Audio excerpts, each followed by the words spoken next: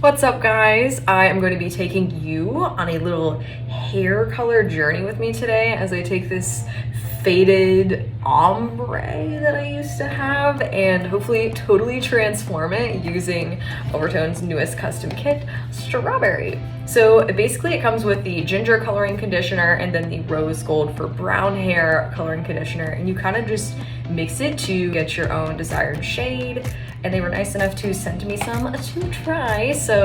And I think I'm gonna try and do like a pinkish ginger with it. So let's see what we can come up with.